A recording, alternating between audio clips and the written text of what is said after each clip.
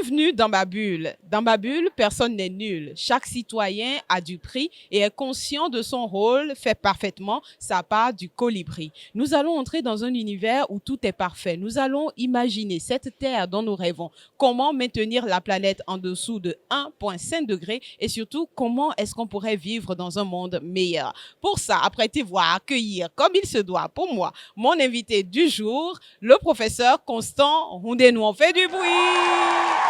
Bienvenue, professeur. Bonjour, Villette. Bienvenue dans ma bulle. Eh ben, merci beaucoup. Merci Alors, beaucoup. Je suis dans la bulle, dans notre bulle. Hein. Oui, Et du coup, donc, je suis à ton écoute. très bien. À l'état civil, il est Constant Houndénou. Professeur, qui êtes-vous sur la planète? Eh ben, sur la planète, je suis comme tout individu, dans la mesure où je joue un rôle important comme la vie de tous les éléments de la nature. Ce qui me concerne, moi, c'est de maintenir non seulement la planète en dessous donc, des 2 degrés Celsius. Je joue un rôle dans l'éducation, à savoir que je suis enseignant-chercheur, je suis scientifique, je suis professeur des universités et je suis climatologue de formation.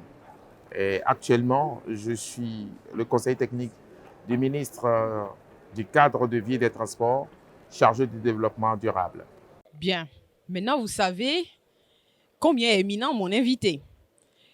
Professeur, vous allez prendre une tranche de citron. Vous allez le mâchouiller ou la mâchouiller, cette tranche, et vous allez nous raconter une situation climatique qui vous laisse un arrière-goût aigre. C'est bien acide. Hein? Inès, c'est très acide. Et ça me rappelle des événements. Parce que non seulement ça, j'ai été un acteur très important pour gérer les inondations de 2009, Au 2010 au Bénin, 2011, 2012, 2013. J'ai vu des choses horribles. Et des choses horribles dans la mesure où ce n'est que le reflet de la vulnérabilité des communautés qu'on appuyait dans mon ancienne exposition, lorsque j'étais conseiller national au changement climatique, du représentant résident du programme des Nations Unies au Bénin et en même temps le conseiller national dans ce domaine du coordonnateur résident de tout le système des Nations Unies. Et à ce titre, j'appuyais le gouvernement et dans cette action commune et collective avec la société civile, y compris les ONG, on allait au secours des communautés vulnérables. J'ai vu des gens mourir à Atiémé. J'ai vu des gens qui avaient des situations incompréhensibles, à savoir, ils ne savaient où donner la tête pour sortir de ce désastre, pour se loger, d'abord pour manger et finalement pour sauver leurs enfants. Et j'étais obligé donc de basculer dans l'humanitaire. C'était donc ma mission. À travers donc, cette mission humanitaire, j'ai vu beaucoup de choses, j'ai vu le péril. Et mieux encore, j'ai vu une autre situation autre que les inondations, c'est les incendies. L'incendie de Datopa. Ah oui. L'incendie d'Datopa, ça me donne encore une autre idée de quelque chose de très Triste souvenir. très triste. Et là, j'ai travaillé beaucoup avec les sapeurs-pompiers. Et donc, on a eu à sauver ce qu'on devait sauver. On a eu à appuyer ce qu'on devait appuyer. Et mieux encore, il fallait voir ce qui est encore triste en matière de crise et catastrophe, c'est la Covid. La Covid-19, on a vu ce qui s'est passé. Donc, c'est amer comme c'est... Ça laisse un goût très aigre derrière. Et on n'a pas fini avec les expériences fortes. Maintenant, on a du piment. Ce n'est pas du piment d'Espelette, c'est moins fort. Celui-ci, il vient du Bénin. Donc, il est bien fort comme il faut. Alors, vous allez prendre la petite languette et vous allez prendre un bout de piment. Une bonne dose quand même. Oula! C'est bon? Oui. Bien. Et pendant que ça chauffe, vous allez en fait vivre un petit peu ce que notre planète ressent. La planète chauffe et maintenant le professeur Constant Houndénou aussi chauffe. Tout à fait. Maintenant que vous chauffez, La rougie, elle sent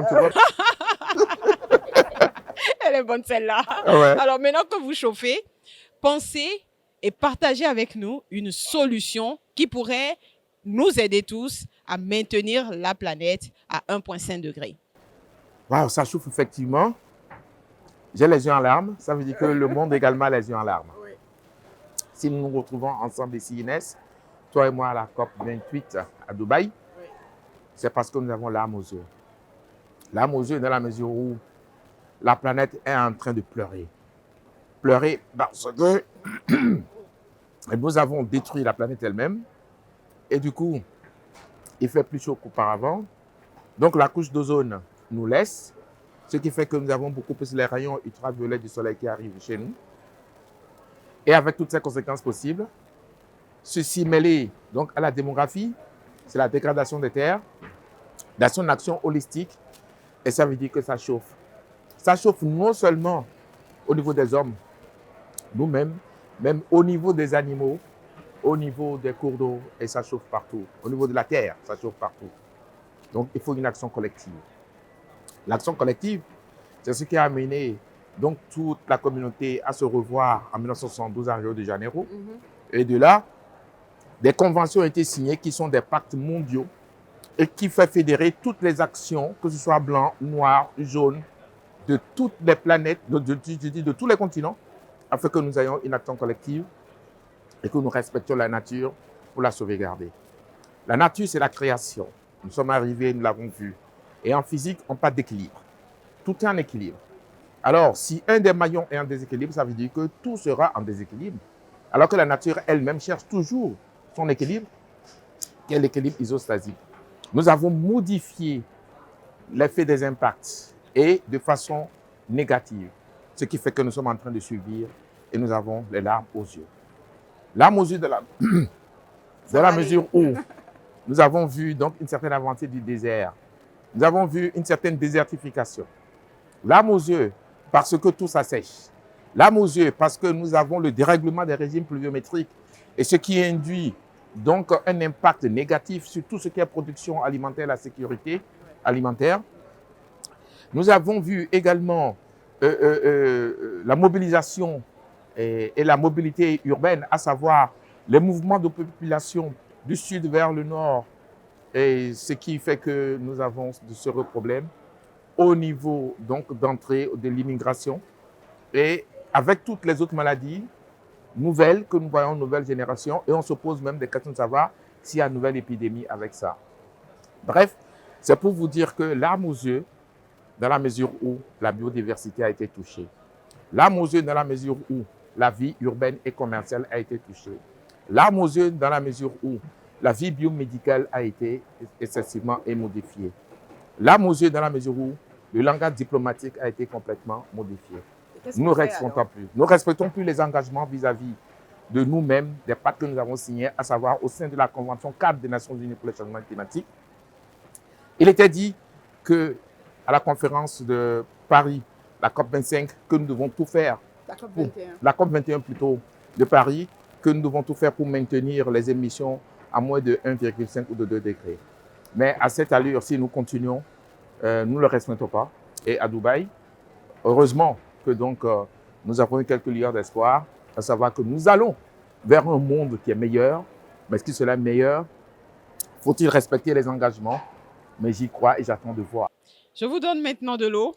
Ben, il fallait parce que là... Pour atterrir et adoucir tout ça.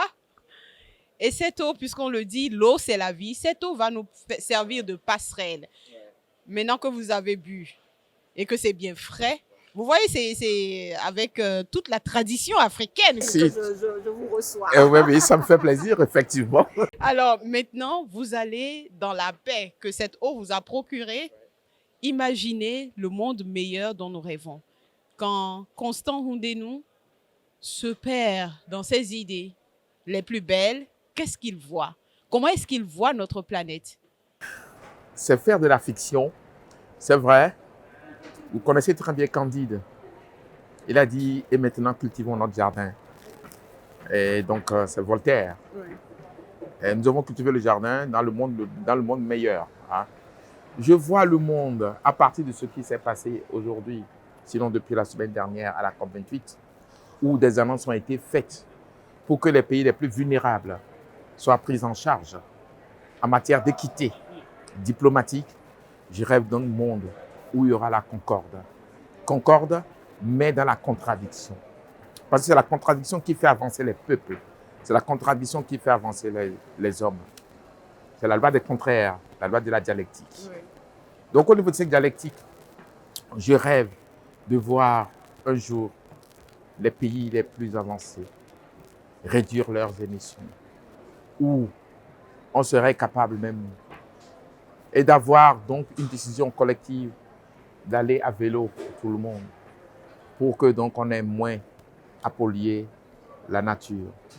Je rêve d'un monde où la compréhension fera que ce soit les États du Nord, les États du Sud, y compris toutes les inégalités. D'ailleurs, les ODD l'ont dit, à savoir réduire les inégalités. Avoir des villes qui sont des villes purement naturelles. Elles ne seront pas du tout artificielles. Avec la production de biogaz, ce que la nature nous donne, il faut qu'on la leur retourne en matière d'équité. L'équité, ce n'est pas que seulement entre les hommes. L'équité, c'est entre la nature et nous-mêmes. Donc, je rêve d'un monde sans heurts. Je rêve d'un monde où je n'aurai pas à tousser autant. Je rêve d'un monde où je n'aurai pas le développement des infections respiratoires aiguës. Je monte d'un rêve où je ne peux que souffrir d'une maladie qui n'est que l'équilibre en soi. La maladie elle-même est l'équilibre en soi. Lorsque vous n'êtes pas malade, vous allez vous inquiéter. Donc, ça, c'est votre rêve. C'est mon rêve. Ça, c'est le meilleur monde. Je pense que c'est le meilleur monde, c'est le meilleur monde. Des inégalités réduites complètement. Je ne dirais pas que tout le monde serait riche, je ne dis pas que tout le monde serait pauvre, mais réduire substantiellement l'inégalité et vers la paix. Pourquoi? Parce que lorsque le naturel est en difficulté, c'est qu'on n'a jamais la paix est compromise. La guerre, elle n'est pas que seulement une guerre d'armes. La guerre peut être une guerre verbale, mais on se comprendra, mais tout en réduisant nos égos, afin que le noir et que le jaune, ou encore le blanc, soient toujours le même. Nous sommes de la même espèce, nous sommes des hominidés, mais avec des couleurs différentes. Je vous donne une dernière opportunité de boire de l'eau. Parce que là, ça a chauffé, hein. C'était Dans ma bulle avec le professeur Constant Houndénou. Il est conseiller technique au développement durable du ministre du cadre de vie et des transports en charge du développement durable au Bénin. Ça a été un énorme plaisir et je ne manque jamais une occasion de dire il a été aussi mon professeur. Voilà. Mais aujourd'hui, c'est moi qui l'ai reçu et j'ai bien aimé l'expérience du piment. Tout le plaisir est pour moi. J'espère qu'à très bientôt, Inès, et je ne peux que t'encourager. Merci pour tout ce que tu fais pour le pays et pour la jeunesse montante. Et que Dieu te bénisse. Merci. À bientôt dans ma bulle.